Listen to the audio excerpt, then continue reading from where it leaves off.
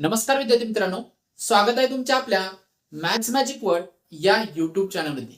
विद्यार्थी मित्रांनो, आपण घन व घनमूळ हा टॉपिक पाहत आहोत आणि आजच्या व्हिडिओमध्ये आपण दशांश अपूर्णांकाचा घन आणि घनमूळ कशा पद्धतीने काढायचा याविषयीची माहिती घेणार आहोत आणि त्या संबंधित काही उदाहरणे सुद्धा यामध्ये घेणार आहोत. तर या ठिकाणी आपण काही उदाहरणे घेतलेले दशांश अपूर्णांकाचे, तर त्यांचा आपल्याला घन काढायचा आहे. ठीक आहे. आता साधारणतः घन काढत असताना आपण एक संख्या 3 वेळेस गुणाकारात घेत असतो आणि घन काढत असतो. आता या ठिकाणी दशांश चिन्ह आलेल्या संख्यामध्ये म्हणजे दशांश अपूर्णांक आहेत, तर यांचा घन कशा पद्धतीने काढायचा ते आपण इथे पाहणार आहोत. आता साधारणतः अगोदर ज्या पद्धतीने आपण घन काढलाय त्याच पद्धतीने आपल्याला घन काढायचा आहे. फक्त इथे पॉइंटची ऍडजस्टमेंट इथे आपल्याला करावी लागणार आहे. ठीक आहे. तर यामध्ये सुरुवातीला पहिलं उदाहरण पहा. आता या ठिकाणी तुम्हाला काय करायचंय, ट्रिक कशी आहे, आता इथे 0.5 या संख्येचा आपल्याला घन काढायचा आहे. मग काही वेळापुरतं असं समजू यामध्ये पॉइंट नाही, मग पॉइंट नाही तर मग संख्या कुठली दिसणार आहे 5, आणि 5चं घन आपल्याला माहिती आहे. 5चा घन किती असतो 125. 125 हा घन आहे, बरोबर आहे. मग या ठिकाणी आता पॉइंटची ऍडजस्टमेंट आपल्याला करावी लागणार आहे. तर या संख्येमध्ये बघा एक अंक सोडून पॉइंट आलेला आहे, तर तुम्हाला जेवढे अंक सोडून पॉइंट आलेले असेल त्याचे तिप्पट अंक याच्यामध्ये पॉइंट सोडून द्यायचे. ठीक आहे. आता या ठिकाणी एक अंक सोडून आहे, मग एकची 3 पट किती होणार आहे 3 अंक. मग इथे 3 अंक सोडून पॉइंट द्यायचा आहे 1 2 3.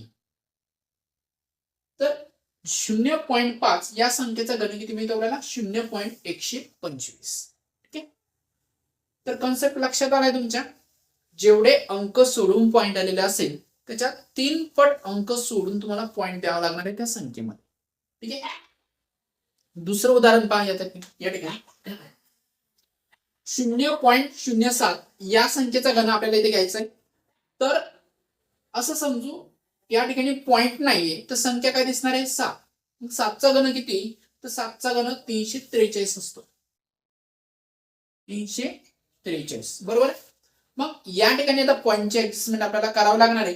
तर या ठिकाणी 2 अंक सोडून पॉइंट आलेला आहे, तर 2 ची 3 पेट किती होणार आहे 6. म्हणजे इथे तुम्हाला 6 अंक सोडून पॉइंट द्यायचा आहे. तर या ठिकाणी फक्त 3च अंक आहे, तर मग बाकीचे अंक आपण काय घेणार आहे 0. 1 2 3 4 5 आणि 6 हे झाले 6 अंक. आता इथे पॉइंट देऊया, इथे 0. तर 0.07 या संख्येचा घन किती मिळतोय 0.000343 या पद्धतीने. नंतर 3 नंबरचं उदाहरण बघा. 0.4 या संख्येचा घन आपल्याला काढायचा आहे. काही वेळापुरतं असं समजू याच्या ठिकाणी पॉइंट नाही तर आपल्याला 4चा घन दिसेल, बरोबर आहे. मग 4चा घन किती असतो, 4चा घन आहे 64. ठीक आहे. आता या ठिकाणी एक अंक सोडून पॉइंट आहे, तर 1 ची 3 पट 3 अंक.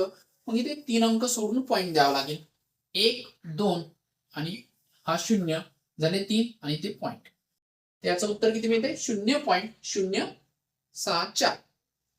यानंतर 4 नंबरचं उदाहरण पाहिजे. 1.1 याचा घन आपल्याला इथे घ्यायचा आहे.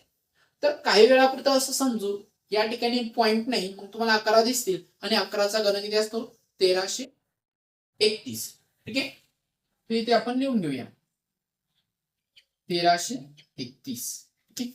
आता या ठिकाणी बघा एक अंक सोडून पॉइंट आहे, मग याच्यामध्ये 1 ची 3 पट किती होणार आहे 3. मग इथे 3 अंक सोडून पॉइंट द्या 1 2 3. याचं जे उत्तर मिळते ते किती मिळते 1.331 हे मिळतं. शेवटचं उदाहरण 0.12 याचा घन आपल्याला घ्यायचा आहे. काही वेळापुरतं असं समजू की पॉइंट नाहीये, मग 12चा घन घेणार आपण. मग 12चा घन किती मिळतोय मला 1728. 1728. मी दूर यासाठी लिहितोय की एखाद्या वेळेस आपल्याला जर झिरो वाढवण्याची गरज पडली तर इकडे यायला नको त्यासाठी. ठीक आहे. तर इथे बघा हा 12चा घन घेतला 1728. आता या ठिकाणी 2 अंक सोडून पॉइंट आलेले आहे, मग 2 ची 3 पट किती होणार आहे 6. 6 होणार आहे 6 अंक. म्हणजे ते 6 अंक सोडून द्यावे लागतील. 1 2 3 4 5 आणि हे 6 आणि ते पॉईंट. उत्तर काय मिळते 0.00172. तर या पद्धतीने तुम्हाला जर दशांश अपूर्णांक दिलेले असतील तर त्याचा घन काढायचा आहे. आता या उलट यांचं घनमूळ कशा पद्धतीने काढायचं ते समजून घेऊया. याच ठिकाणी बघा यांचंच घनमूळ काढूया आपण, समजायला सोपं होईल. आता ही जी संख्या आपल्याला दिलेली आहे, आता ही मी ते घनमुळात घेतोय 0.125. आता या ठिकाणी पण तुम्हाला काय करायचंय, काही वेळापुरतं असं समजू की ते पॉइंट नाहीये, तर 125 ही संख्या दिसणार आहे. मग 125 या संख्येचं घनमूळ किती असतं 5 असतं. मग इथे आपण 5 लिहून घेतले, बरोबर आहे. पण पॉइंटची ऍडजस्टमेंट करावी लागणार आहे. तर या ठिकाणी कसं करायचं, आता इथे 3 ची पेअर असणार आहे. म्हणजे इथे बघा इथे 3 अंक सोडून पॉइंट आलेला आहे ना, मग याच्यामध्ये 3 अंक सोडून नाही द्यायचा. तर इथे काय करायचं, 3च्या ऐवजी फक्त एकच अंक घ्यायचा. 3ची एक पेअर असेल ना तर एकच अंक सोडून, जेवढ्या 3च्या पेअर बनतील तेवढे अंक सोडून तुम्हाला पॉईंट द्यायचा. तर इथे 3ची फक्त एकच पेअर बनते, तिथे एक अंक सोडून पॉईंट देऊ, इथे पॉईंट येणार आहे. आणि याचं उत्तर किती मिळेल तुम्हाला 0.5. तर ही जी संख्या आहे 0.125 याचं घनमूळ किती मिळते 0.5. इथे बघा 0.5च आपल्याला हे घन मिळालं होतं. यानंतर हे दुसरं उदाहरण बघा.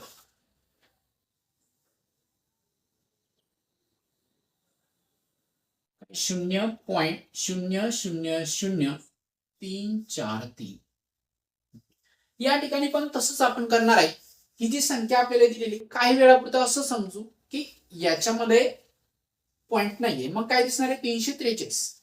काय दिसतंय 343. तर याच्यावरून आपल्याला असं लक्षात येतंय की ही एक पूर्ण घनसंख्या आहे 343, बरोबर आहे. मग याचं घनमूळ किती मिळणार आहे 7. किती मिळत आहे 7. पण पॉइंटची ऍडजस्टमेंट इथे पण करावी लागणार आहे.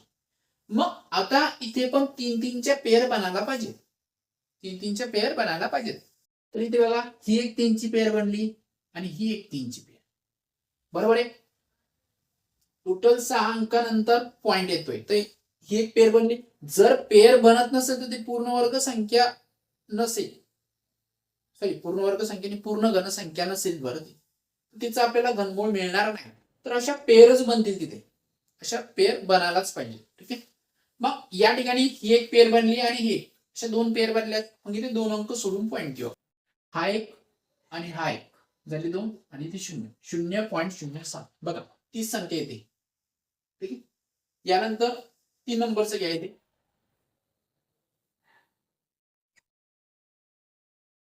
0.064. या ठिकाणी तसं समजू काही वेळापुरते इथे पॉइंट नाही, मग 64 दिसतील आणि 64चं घनमूळ किती मिळतंय इथे 4 मिळतंय. इथे 4 लिहून घेऊयात आपण. आणि या ठिकाणी बघा इथे एकच पेअर बनते, 3 अंक सोडून पॉइंट आहे, एक पेअर म्हणजे तुम्हाला एक अंक सोडून पॉइंट द्यावा लागेल. इथेच पॉइंट येणार आहे आणि याचं उत्तर किती मिळतंय 0.4. यानंतर 4 नंबरचं बघा इथे 1.331 सेम तसंच आहे.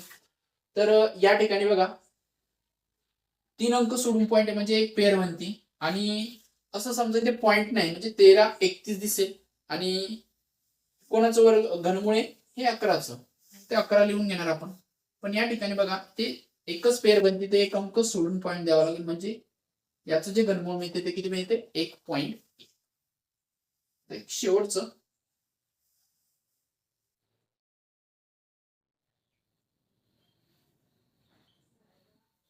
0.001728. आता या ठिकाणी जर पॉइंट नाही असं कन्सिडर केलं तर 1728 ही संख्या दिसेल आणि हे कोणाचं घनमूळ आहे 12चं. मग मी ते 12 लिहून घेणार आहे, 12 लिहून घेतलं तर आपण. पण या ठिकाणी बघा 6 अंक सोडून पॉइंट आलेला म्हणजे किती पेअर बनतात, ही एक बनते आणि ही 2 पेअर बनतात. मग 2 अंक सोडून आपण इथे पॉइंट देणार 1 2. उत्तर किती मिळतंय 0.12. तर या ठिकाणी बघा ज्या संख्यांचा आपण घन घेतलेला होता त्या संख्या परत आपल्याला इथे घनमुळाच्या स्वरूपात मिळत आहे. तर अशा पद्धतीने आपल्याला घन आणि घनमूळ हे दोन्ही काढता येतात. तर यानंतर आपण घनमूळ आणि घन यावर आधारित काही प्रश्न पाहणार आहोत. ठीक आहे. तर पहा या ठिकाणी पहिला प्रश्न, वर्गमुळात 5चा घातांक 3 आहे, म्हणजे 5चा घन करायचा आहे, अधिक 16चा घातांक 2 आहे, अधिक 19 आणि याला ब्रॅकेट आहे. ठीक आहे. त्याचा घातांक किती 3. याला कसं सोडवणार, तर अगोदर या ज्या संख्या दिल्या इथं घन करून घ्यायचा, इथं वर्ग आणि यांची बेरीज आणि नंतर याचं वर्गमूळ घ्यायचं. वर्गमूळ घेतल्यानंतर याचा आपल्याला घन करायचा. स्टेप बाय स्टेप जाणार आपण इथे. तर काय इथे अगोदर 5चा घन घेऊन टाकू आपण इथे. 5चा घन 125 मिळतो, 16चा वर्ग 256 आणि 19 जशीच्या तशी आणि इथे काय याचा घन. ठीक आहे. यानंतर या ज्या संख्या दिलेल्या यांची बेरीज किती मिळते, 125 अधिक 256 अधिक 19, तर याची बेरीज मिळते 400, वर्गमुळात 400 आणि याचा घातांक आहे 3. तर वर्गमुळात 400, 400चे वर्गमूळ किती मिळते आपल्याला 20, कारण 20चा वर्ग किती 400, 400 म्हणजे ते काय मिळणार 20 आणि 20चा घातांक किती 3 आणि 20चा घातांक 3 म्हणजे 20चा घन आपल्याला ते घ्यायचा आहे. तर ती कशी आहे, जर एखाद्या संख्येवर शून्य असेल तर तुम्हाला काय करावं लागतं, अगोदर जी संख्या असेल त्याचा घन घेऊन टाका. 2चा घन किती मिळतो 8 आणि त्यावर जेवढे शून्य असतील त्याच्या 3 पट शून्य तुम्हाला इथे लिहायचे. तर 1 शून्य 1 ची किती 3 पट 3 शून्य या पद्धतीने. तर ही झाली पूर्ण घन संख्या. तर 20चा घन किती मिळतो आपल्याला 8000 या पद्धतीने. आता यानंतर दुसरं उदाहरण पाहूया. तर पाहिजे घनमुळात 4 अधिक 12/125, तर याचं घनमूळ आपल्याला घ्यायचे. घनमूळ घेण्यासाठी अगोदर हे सोडवावं लागेल. हे सोडवल्यानंतर जी काही संख्या बनणार आहे त्या संख्येचं घनमूळ आपल्याला इथे घ्यावं लागणार आहे. तर या ठिकाणी या दोघांचं तिरपा गुणाकार 4 गुणिले 125, तर यांचा जर गुणाकार केला तर तो आपल्याला 500 मिळतो. 4 गुणिले 125 म्हणजे किती होतात 500 आणि 500 अधिक 12 किती होतात 512. घनमुळात 512 भागीला 125 या पद्धतीने या संख्या मिळणार आहेत आपल्याला. तर या ठिकाणी आपल्याला दोघांचंही घनमूळ आपल्याला सेपरेट घेता येतं. 512चं घनमूळ किती मिळते आपल्याला 8. 512चं घनमूळ किती 8 आहे आणि 125चं 5 आहे. तर या पद्धतीने 8/5 हे उत्तर आपल्याला इथे मिळते. जर आपल्याला अजून सोडवायचं म्हटलं तर जास्तीत जास्त आपण याला पूर्णांक अपूर्णांकात सुद्धा कन्वर्ट करू शकतो. तर पहा इथे जर करायचं म्हटलं तर या पद्धतीने करावं लागेल. इथे 8 आणि इथे 5 ने जर याला भागलं तर 5 1 5 खाली किती राहणार आहे 3. तर या ठिकाणी बघा भागाकार 1 आहे, बाकी किती 3 आहे, ती अंशात लिहायची आणि छेदामध्ये ज्या संख्येने भागतोय ती संख्या. उत्तर किती मिळतंय 1.3/5. तर दोन्ही पद्धतीने आपण उत्तर लिहू शकतो, एक तर असं किंवा असं. अजून लागलंच तर तुम्ही त्याला दशांश पूर्णांकात सुद्धा लिहू शकता. 5 ने आतला भागून पूर्ण भागाकार करावा लागेल. या पद्धतीने याला सोडवायचं आहे. आता यानंतर पाहूया तिसरं उदाहरण. इथे बघा 8चं घनमूळ इथे काढावं लागणार आहे. इथे 16 आहे भागीला वर्गमुळात 100 भागीला 49 गुणिला घनमुळात 125. तर इथे पण घनमूळ काढावं लागणार आहे. तर हे सर्व जिथे वर्गमूळ काढायचं वर्गमूळ काढू, घनमूळ काढायचं घनमूळ काढू. तर 8चं घनमूळ किती मिळते आपल्याला 2 मिळते आणि छेदामध्ये इथे 16 आहे ते भागीला इथे 100चं वर्गमूळ 10 मिळतं आणि 49चं 7 नंतर गुणिला 125चं घनमूळ 5. या ठिकाणी संक्षिप्त रूप जात असेल तर संक्षिप्त रूप देऊन टाकायचंय. ठीक आहे. तर या ठिकाणी बघा हा पूर्णांकाचा भागाकार आहे आणि अपूर्णांकाच्या भागाकारामध्ये आपण पहिला अपूर्णांक जसा तसा लिहितो, भागाकारानंतर गुणाकार लिहितो आणि नंतरचा जी संख्या असणार आहे अपूर्णांक किंवा संख्या तिचा गुणाकार व्यस्त. 10/7चा गुणाकार व्यस्त 7/10 मिळेल आणि हे 5 ते गुणाकारात आहे. तर या ठिकाणी संक्षिप्त रूप द्यायचं आपल्याला. पाहिजे बे 8 16 इथे 5 1 5 5 2 10 काय काय होतंय पाहिजे. अंशामध्ये फक्त 7 मिळत आहेत आणि छेदामध्ये 8 गुणिला 2 16. ठीक आहे. तर हे उत्तर मिळते आपल्याला इथे 716. यानंतर 4 नंबरचं उदाहरण पाहूया. शाब्दिक उदाहरण आहे. 625 या संख्येला कोणत्या लहान संख्येने भागले असता पूर्ण घनसंख्या मिळेल. आता या पद्धतीचं उदाहरण कसं सोडवायचं मी तुम्हाला काल एक कन्सेप्ट सांगितलं होता शेवटी. तर कुठलीही संख्या दिलेली असेल तर तुम्ही त्याला त्याचे मूळ अवयव काढा, त्याच्यावरून कळेल तुम्हाला ती पूर्ण घनसंख्या आहे किंवा नाही. कारण तिथे 3 संख्यांची जर पेअर बनत असेल तर ती पूर्ण घनसंख्या असते. तर पाहूया ही होते एखादं 625. तर या संख्येला काय करायचंय, एका संख्येने आपण भागत जायचे. बघा, तर शेवटी 5 आहे म्हणजे या संख्येला 5नेच भागावं लागणार आपल्याला.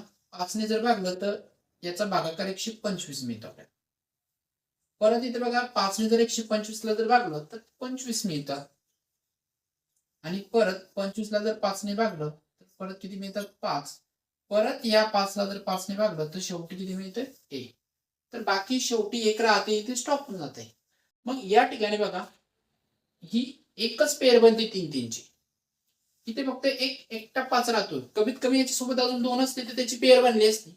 मग पेअर बनत नाही तर आपल्याला काय म्हणलंय, कोणत्या लहान संख्येने भागले असता पूर्ण घनसंख्या मिळेल.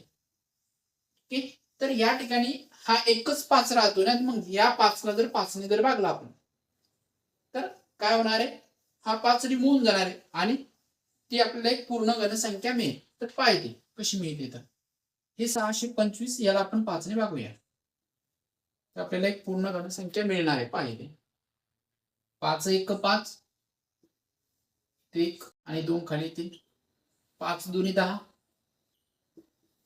0 2 आणि हे 5 खाली 3 झाले 25. 5 5 25 आणि 125 उत्तर मिळालं आपल्याला 5ने भागलं. आणि 125 ही पूर्ण घनसंख्या आहे आणि ही कोणाचा घन आहे, 5चा घन आहे. ठीक आहे. तर अशा पद्धतीने ही उदाहरणं आपल्याला इथे सोडवायची असतात.